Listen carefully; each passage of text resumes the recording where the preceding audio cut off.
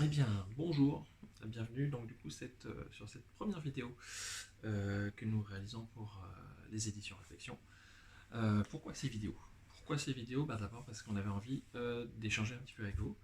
Voilà, la période fait que avec ce confinement, tout le monde est un peu chez soi et tout le monde ne peut communiquer que virtuellement. Mais notre envie, c'était vraiment de pouvoir vous donner la possibilité d'échanger avec nous, de comprendre un peu ce que nous faisons, pourquoi nous le faisons, et de faire en sorte que les éditions Réflexion soient aussi vos éditions. Voilà. Donc je suis Johan Boisseau, je m'occupe de la direction de la publication pour les éditions et de beaucoup d'autres choses. Nous sommes une équipe très réduite. Nous sommes un petit groupe qui sommes en forme associative, ce qui veut dire qu'on ne gagne pas d'argent sur cette édition-là. On fait ça pour le plaisir, pour l'amour de comics, pour l'amour de la BD et pour l'amour des bouquins. Voilà. Donc, première vidéo avec un question-réponse. Il y a quelques jours, on vous a sollicité sur les réseaux pour présenter vos questions, pour nous poser toutes les questions que vous vouliez sur les sorties, sur les choses à venir, sur les choix que nous avions faits. Donc nous avons compilé tout ça, nous en avons sélectionné aucune, puisqu'on va répondre à toutes. Voilà. Euh, et l'idée, c'est de pouvoir vous donner un aperçu plus large de ce que peut être le métier d'éditeur ou de ce que peut être la vie d'une maison d'édition. Voilà. Donc, on espère que cette première vidéo sera le début d'une série de vidéos. On prévoit de vous en faire une fois par mois pour vous parler des sorties, pour vous parler de plein de choses. On y reviendra tout à l'heure. J'ai avec moi les questions donc, que vous avez laissées. Donc on va commencer tout de suite par une question qui est revenue plusieurs fois. Plusieurs d'entre vous nous ont demandé si on aurait la chance de voir un troisième tome des aventures de Jack Burton, donc de Big Trouble in Little China. C'est une question qu'on nous pose beaucoup en salon aussi et par mail. Euh, le problème avec Big Trouble in Little China, on a un gros problème avec ce titre-là, qui est que depuis le rachat de la Fox par Disney, les droits de ce comics-là sont bloqués. Voilà. Donc nous n'avons pas pour le moment la possibilité d'en sortir un troisième. Nous attendons l'évolution de la situation. Nous sommes actuellement en train de voir ça avec l'éditeur américain qui est Boom Studio, qui nous tient au courant bien sûr de l'évolution de tout ça. Mais pour l'instant, on ne peut pas vous en sortir plus. J'aurais aimé vous en sortir plus, vous en offrir plus, notamment avec le crossover Big Trouble in Little China, Escape from New York, notamment avec Old Man Jack, qui sont des séries vraiment géniales. Mais pour le moment, on est bloqué. Voilà. Donc on est en stand-by. Dès que ça se débloque, vous allez en voir arriver de nouveau si nous obtenons bien évidemment les droits et si d'autres collègues éditeurs n'ont pas la possibilité de les éditer de leur côté. Voilà, ce qui serait tout à fait légitime, quoi qu'il en soit. Ensuite, donc une question d'Alexandre qui nous disait que, enfin qui nous demandait plutôt quelle était la charge de travail donc un éditeur indépendant. Est-ce que c'est gérable d'un point de vue familial ou est-ce que c'est toujours une course contre la montre? Vous avez pu voir ces jours-ci que, enfin ces mois-ci, pardon, pas ces jours-ci, que nous avons eu du retard dans les publications. On compte entre 3 et 5 mois de retard pour certains. Euh, la raison de ces retards, principalement, est effectivement la charge de travail. Voilà. Euh, on nous dit souvent prenez des traducteurs, prenez des lettreurs, prenez, je ne sais pas moi, d'autres intermédiaires pour sortir les bouquins plus vite. Sauf que, eh bien, le rendement n'est pas toujours là. Nous n'avons pas la possibilité d'embaucher plus de gens, puisque comme nous sommes en forme associative, nous continuons à évoluer à notre rythme, mais malheureusement, le rythme n'est pas assez soutenu. Nous avons beaucoup de demandes, et ça je vous en remercie, parce que vous avez accueilli vraiment très bien la quasi-totalité des sorties de nos éditions. Mais c'est long à faire un bouquin, c'est super long à traduire correctement, à relire. Au début de nos premières publications, nous avions beaucoup de fautes qui restaient dans les traductions, et ça, mea culpa, on a tenté de corriger au mieux, il reste toujours quelques petites coquilles qui passent à droite, à gauche, effectivement. Nous avons pris des relecteurs, nous avons pris des correcteurs. Euh, Nous continuons à faire la traduction en interne et le lettrage et le maquettage en interne. Comme ça nous permet d'économiser ça et de cet argent-là que nous ne sortons pas pour ce poste-là nous permet de continuer à payer de nouvelles publications ou de sortir de nouveaux titres ou parier sur des choses qui n'étaient pas évidentes à sortir dès le départ, comme on a pu nous le dire avec Smart Girl, avec UXB ou avec d'autres titres comme ça. Voilà.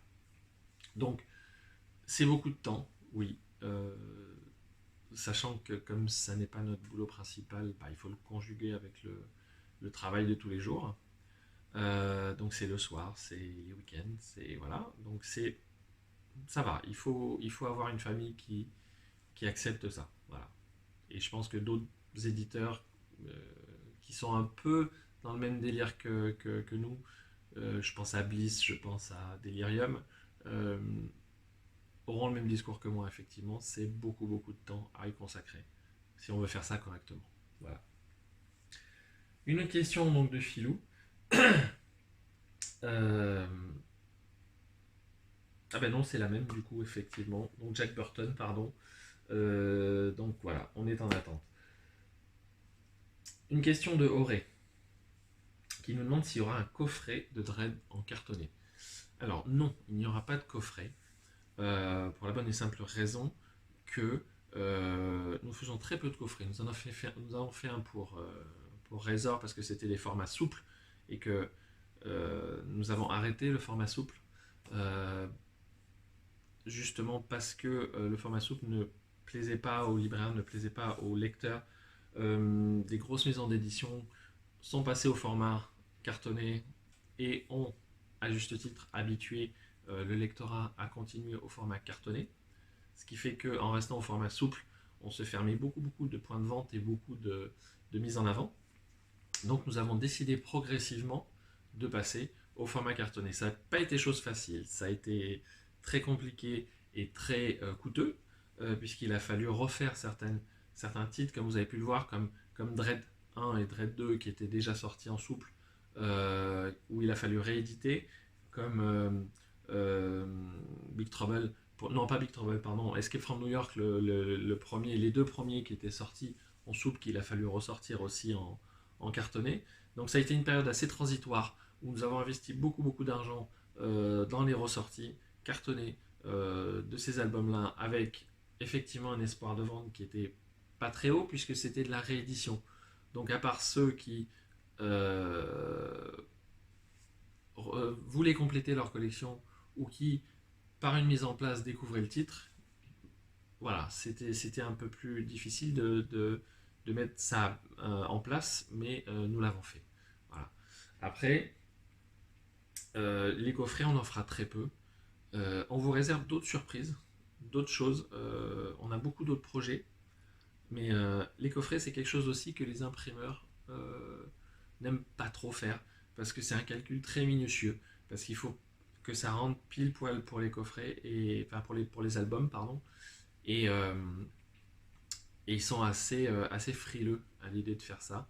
Donc on essaye de leur donner des choses plus faciles à réaliser. Voilà. Donc une autre question de Julien.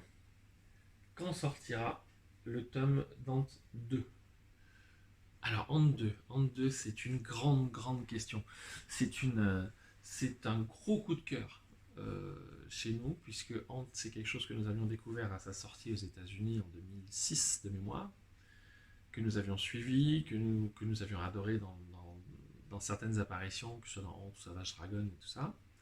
Euh, Néanmoins, c'est un album, c'est une série très compliquée à sortir. Pourquoi Euh, Parce que l'auteur ayant ses droits n'a pas les fichiers de cet album, et du coup, les fichiers sont stockés chez l'éditeur de l'époque, chez Image Comics. Donc voilà. Et le problème d'Image, c'est qu'Image en a perdu une partie. Voilà. Donc sur le premier album, ça a été, on a eu tout. Sur le deuxième, eh ben, on a été obligé de se procurer par exemple ceci, qui est le Hank numéro 9 en VO à l'époque de sa sortie. Et pour cet album-là, pour ce comics-là, nous allons devoir tout rescanner, c'est-à-dire le découper entièrement, le scanner correctement, retravailler chaque page, puisque ces fichiers-là n'existent plus nulle part. Ce numéro 9, il n'existe plus nulle part. Donc sachant que c'est une partie du tome 2, il nous a fallu déjà retravailler les planches qu'on nous a fournies, qui étaient des planches très compliquées à travailler.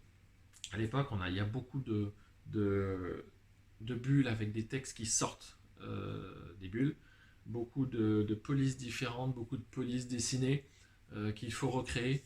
Donc c'est pas juste du texte classique, donc c'est beaucoup plus long à faire. Et si en plus effectivement on nous colle la difficulté d'avoir des fichiers qui manquent, là oui, on a pris du retard. Mais ce que je peux vous dire, c'est que c'est la deuxième prochaine sortie. C'est-à-dire que nous avons avancé dessus, nous continuons d'avancer dessus. Là, nous terminons Dread Mega City 2, et juste après, nous sommes à 100% focalisés sur Ant 2 qui sortira, je l'espère, avant l'été. Voilà. Donc, continuité de la question